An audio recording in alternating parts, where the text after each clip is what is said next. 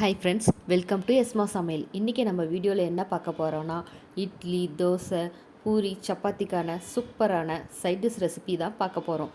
அதுக்கு முன்னாடி நீங்கள் இது வரைக்கும் நம்ம சேனலுக்கு சப்ஸ்கிரைப் பண்ணலைன்னா சப்ஸ்கிரைப் பண்ணிக்கோங்க. பக்கத்தில் இருக்க பெல் ஐக்கானை கிளிக் பண்ணிக்கோங்க. அப்படியே ஆள் கொடுத்துருங்க. அப்போ தான் நாங்கள் போடுற வீடியோஸ் எல்லாம் உங்களுக்கு உடனுக்குடனே நோட்டிஃபிகேஷனாக வரும். வாங்க வீடியோக்குள்ளே போகலாம். 1/2 கிலோ தக்காளி, 20 சின்ன வெங்காயம், ஒரு பெரிய வெங்காயம், 3 கொத்து கருவேப்பிலை, ஒரு பெரிய சைஸ் மூடி தேங்காய் எடுத்துக்கலாம். தாளிக்க எண்ணெய், தேவையான அளவு உப்பு, 1 ஸ்பூன் மஞ்சள் தூள், 3 ஸ்பூன் குழம்பு பொடி, 5 ஸ்பூன் கொத்தமல்லி தூள், 1/2 ஸ்பூன் கலந்த கடுகு, 1/2 ஸ்பூன் சோம்பு, ஒரு பட்டை, 3 கிராம்பு எடுத்துக்கலாம். இப்போது குக்கரை அடுப்பில் வச்சு ஹீட் ஆனதும் எண்ணெய் சேர்த்துக்கிறேன்.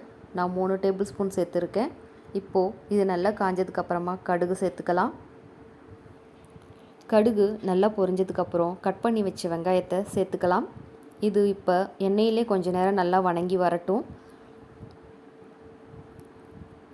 இது இன்னமும் கொஞ்சம் சீக்கிரம் வணங்குறதுக்காக இது கூட கொஞ்சம் கல்லுப்பு சேர்த்துக்கலாம்.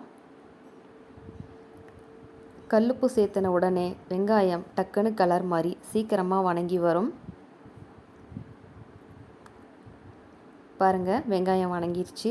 இப்போது நான் அரைச்சி வச்ச தக்காளி இதில் சேர்த்துக்கிறேன். தக்காளி பச்சையாக தான் அரைச்சி சேர்த்துருக்கேன். இதை தனியாக வணக்க தேவையில்லை. இதுவும் கொஞ்ச நேரம் எண்ணெயிலே வணங்கட்டும். இதோட பச்சை வாசம் போய் நல்லா சுண்டி வர வரைக்கும் வணக்கணும்.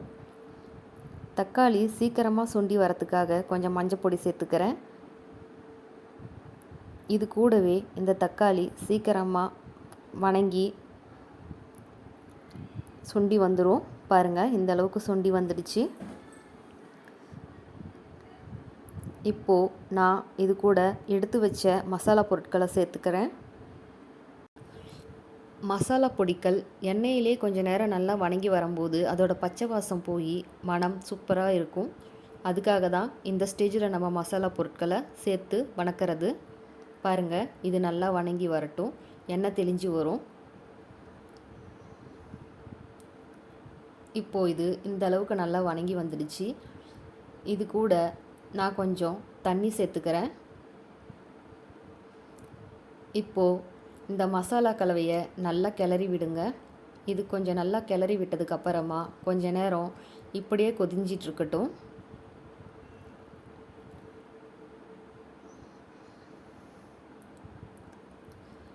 இப்போது நம்ம கட் பண்ணி வச்ச தேங்காயோட 2 ஸ்பூன் பொட்டுக்கடலை சேர்த்துருக்கேன். இதை நான் சொல்ல மறந்துட்டேன். கூடவே சோம்பு, பட்டை, லவங்கம் சேர்த்துக்கோங்க.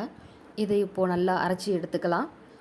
பாருங்கள், அது வரைக்கும் இந்த குழம்பு நல்லா கொதிஞ்சிட்ருக்கு. இதில் அரைச்சி வச்ச தேங்காய் விழுதை சேர்த்துக்கலாம்.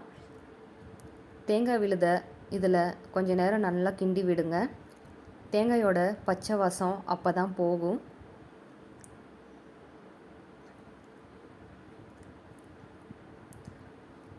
இப்போது இது கூட நான் இன்னும் கொஞ்சம் தண்ணி சேர்த்துக்கிறேன்.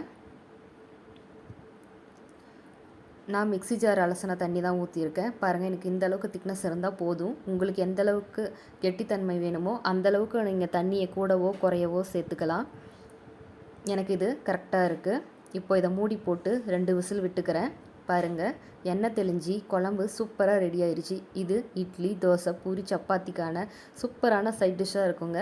கண்டிப்பாக உங்கள் வீட்டில் ஒரு முறை செஞ்சு பாருங்கள். திரும்ப திரும்ப உங்கள் பசங்க கேட்பாங்க. சுவையான தக்காளி சாம்பார் ரெடி.